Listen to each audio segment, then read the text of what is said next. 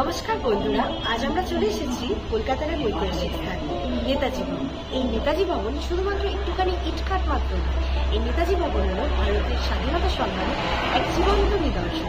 আজ চলুন ঘুরে রাখা যাক এই ঐতিহাসিক স্থান। এটি নেতাজি ভবনের প্রবেশদ্বার।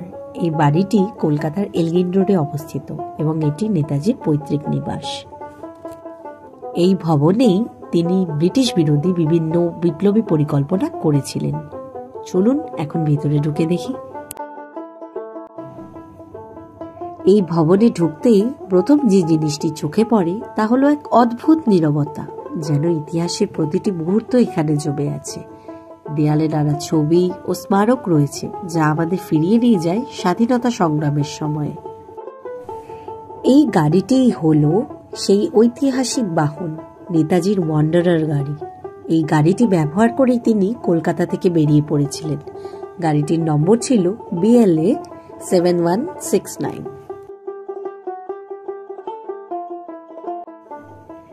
নেতাজি ভবন আমাদের স্বাধীনতা সংগ্রামের এক মহাকাব্যিক অধ্যায়ের কথা মনে করিয়ে দেয়। এখানে এসে সত্যিই গর্ব হয়।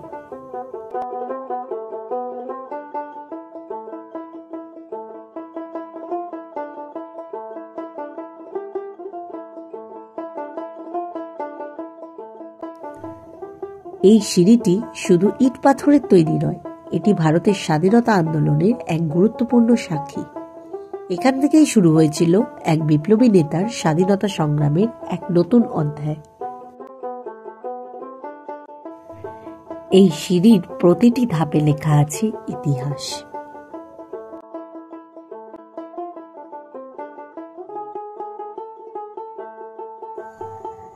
নেতাজি ভবনের প্রথম ও দ্বিতীয় তলা এখন সংগ্রহশালার রূপ নিয়েছে, যেখানে সংরক্ষিত আছে নেতাজির ব্যবহৃত বিভিন্ন আসবাবপত্র, বিভিন্ন মুহূর্তের ছবি এবং আরো অনেক জিনিস।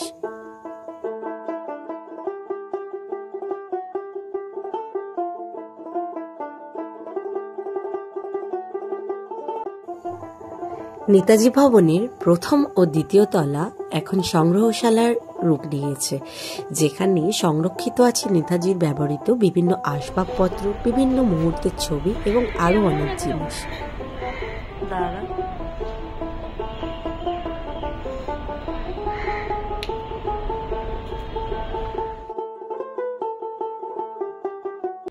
আজকের এই ঐতিহাসিক সফর আমাদের মনে করিয়ে দেয় স্বাধীনতা কতটা মূল্যবান। আপনারা যদি কলকাতায় আসেন তাহলে অবশ্যই ঘুরে দেখবেন নেতাজি ভবন। আমার ভিডিওটি ভালো লাগলে কমেন্ট করবেন, লাইক করবেন এবং শেয়ার